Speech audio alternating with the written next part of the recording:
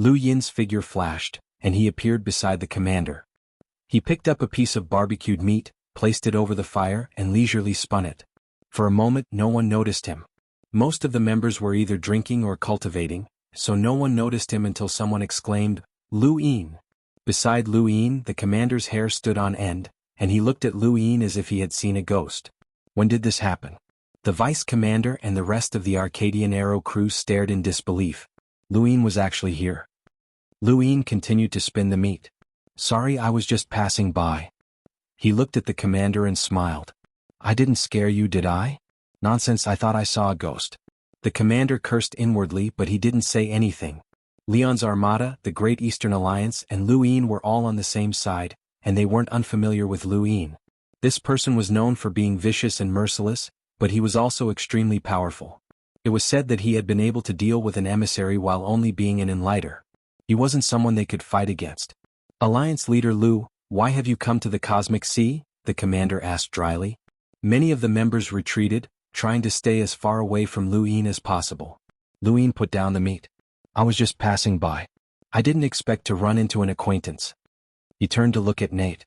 "Long time no see." Nate's eyes flickered as he didn't know how to respond.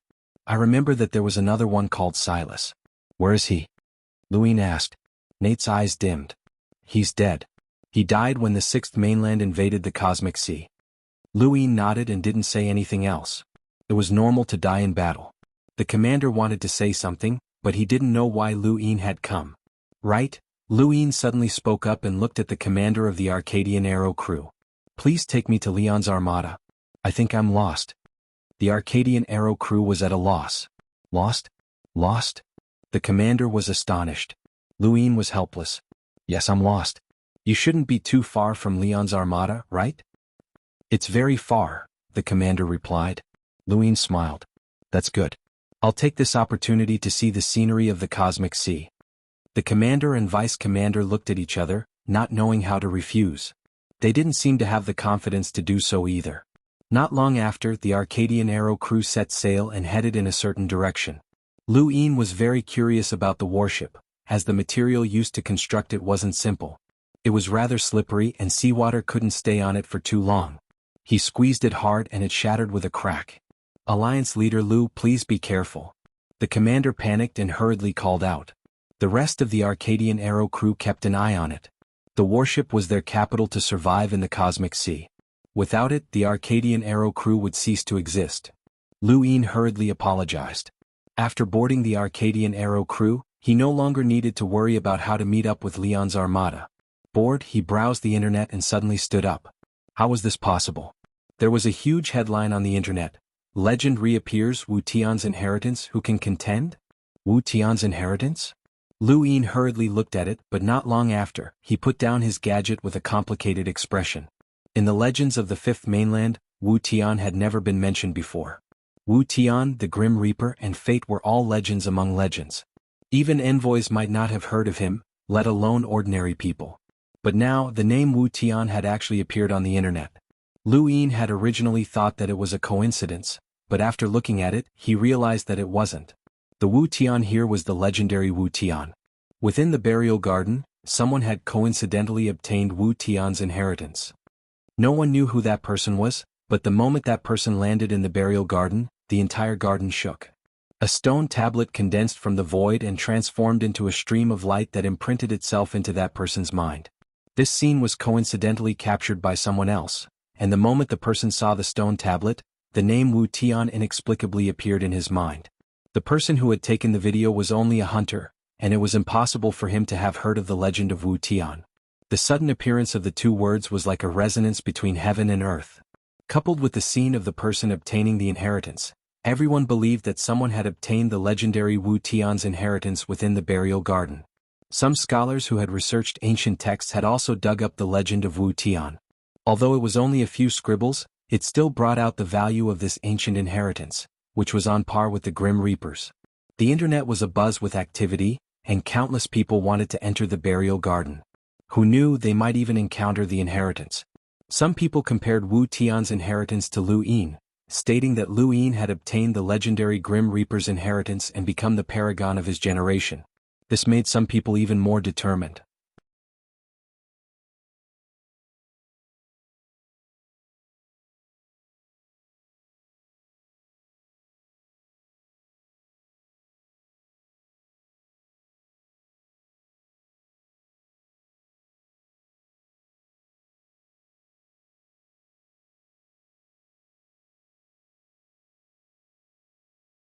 Welcome aboard. Stay tuned and subscribe to Han Li's Wuxia Adventures for more thrilling content. Chapter 1859. The battle between the emissaries caused the asteroid belt to collapse, and the shockwaves from the battle between Emperor Lu and Su Qing spread out, causing the stars in the nearby Eastly Weave and North Castle Weave to change.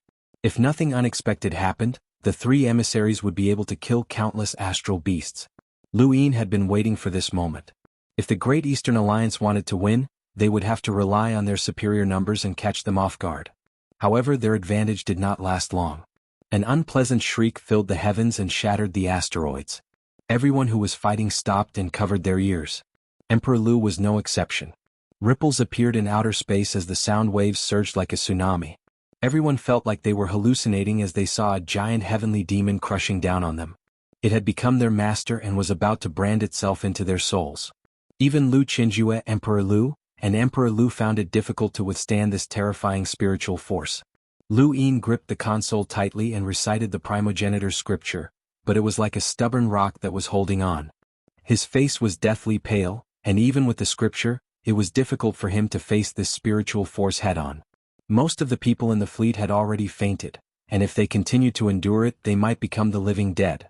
Heavenly demons were born as hunters and fed on spiritual force. They looked like humans with bat wings and were royalty of the celestial demon empire. Throughout the history of the human domain and the astral beast domain's wars, the celestial demons were the most feared on the battlefield.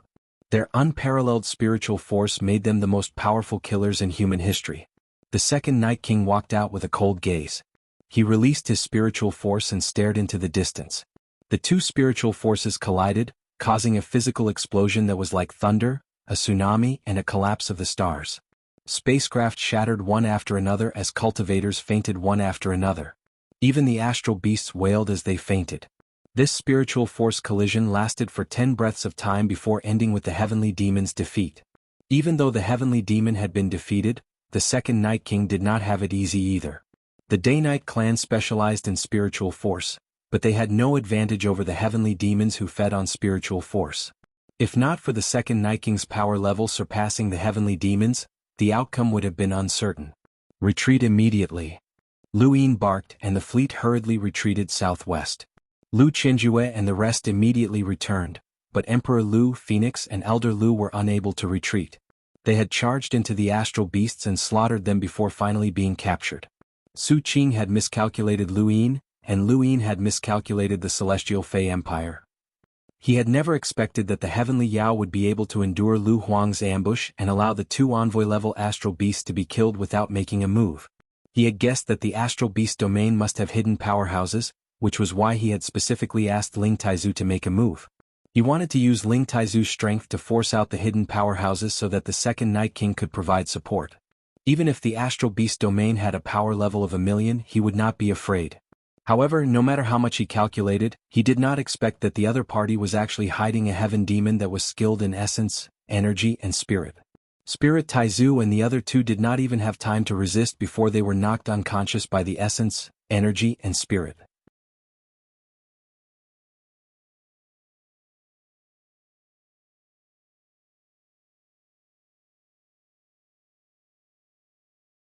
The true goal of this war is to protect the Eastern Weaves and prevent the Astral Beast domain from wantonly slaughtering. If the Great Eastern Alliance and the Astral Beast domain wear each other down, then the Sixth Mainland will benefit, not the people who are hostile to us. Shui Chuanxiao sighed as his perspective was different from Lu Yin's. He was focused on the battlefield and only wanted to win this war. He was also looking at the situation from the perspective of the humans. He could sacrifice a region for the greater good, and he could even sacrifice himself. On the other hand, although Lu Yin was also looking at the perspective of the humans, he was still the Great Eastern Alliance's alliance leader and had to consider his own interests. If they immediately went to war, then they might win, but the Great Eastern Alliance would also suffer great losses. This was not what Lu Yin wanted. What he wanted was to protect the humans and repel the Astral Beast domain. Now was not the time to start a war with the Astral Beast domain. Back then, I promised the people of Iron Blood Weave that I would one day lead them in a counterattack against the Astral Beast domain and invade the Primal Zone. The blood debt that the Astral Beast domain has caused in North Castle Weave, Eastly Weave and Great Woods Weave will be repaid by me. I will never forget this grudge, but now is not the time, Lu Yin slowly said. I can ignore the mockery that the sixth mainland has directed at me, but do you think that I don't know how the outside world is cursing me? They say that I'm a lackey of the sixth mainland. I can ignore them and only care about protecting the people of the outerverse, but that doesn't mean that I can sacrifice the entire Great Eastern Alliance. Do you understand? Shui Chuanxiao met Lu Yin's gaze and his tone softened. I was too impatient. It's already rare for the Alliance leader to lead the Great Eastern Alliance to hold back the Astral Beast domain. Lu Yin knew what Shui Chuanxiao was thinking and he seriously said, I'll say it again today. One day we will invade the Primal Zone and take our revenge, but now is not the time. Right now what I need is stability. I need to hold back the Astral Beast domain and wait for reinforcements. That's all. Shui Chuanxiao nodded. I understand. He paused for a moment before continuing, however, as the commander of the Great Eastern Alliance, I need to understand all of the powers involved. Otherwise, I won't be able to make reasonable arrangements. Not long after, Shui Chuanxiao left with his usual solemn expression. No one could tell what he was thinking. The second Night King returned with the flame mink in tow. Welcome aboard. Stay tuned and subscribe to Han Li's Wuxia Adventures for more thrilling content. Chapter 1867. He no longer needed the sable, but it was still a powerhouse with a power level of over 700,000. Is it possible to subdue it? The second Night King shook his head.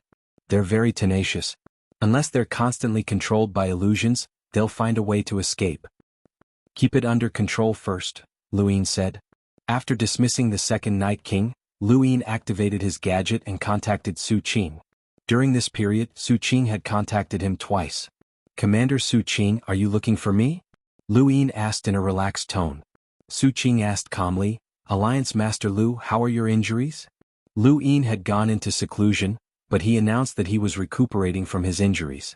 I'm fine. Thank you for your concern, Commander. Also, thank you for not being so heavy-handed. You won't be so lucky next time, said Su Qing coldly. Lu Yin frowned. Is that all you wanted to ask me? Su Qing fell silent for a moment. Cut the crap. Give me the monkey and the flame mink, and I'll withdraw from Eastleigh Weave and Grand Forest Weave. Lu Yin narrowed his eyes. A deal? You can say that. You can also see it as a threat, said Su Qing. What if I don't agree? Lu Yin's tone sank. Su Qing laughed coldly. You wouldn't? Didn't the Great Eastern Alliance mobilize all of its forces to save the people of the Eastern Weaves? Dongli Weave and Dazhong Forest Weave are also within the scope of your rescue. If you don't agree, then the slaughter will continue. You can't afford to pay such a price. Lu Yin's expression turned completely cold. Ever since the start of the battle, he had been avoiding talking about the Eastern Weaves with Su Qing. The moment the topic was brought up, he would be at a disadvantage. He also wanted to send people to chase away the astral beasts from the other weaves, but that was not practical. He could only attack Su Qing's forces head-on in an attempt to gain a tactical advantage so that the other astral beasts would come to his aid. However, after several battles, they did not have any advantage. There were victories and defeats, and it was very difficult for them to force Su Qing to call back all of the giant beasts to resist. Fortunately, there was not much killing in those two weaves, especially in the Great Forest Weave. The flying willow leaves had appeared out of nowhere to stop that mantis beast, so he was not in such a hurry. He had not expected Su Qing to use those two weaves as a threat. Once the behemoth started killing again, the casualties would be great. You're the commander of the Celestial Beast Empire, yet you're threatening me with the lives of ordinary people. Is this how you, Su Qing, fight? Lu Yin suppressed his anger. Su Qing sneered. That's right. A war shouldn't involve ordinary people, but who told us to invade? Don't forget that this is an invasion, not a war. We're two different species. I can abide by the basic rules, but I won't be pedantic and waste time with you. This is my war, and Shui Chuanxiao hasn't taught you enough.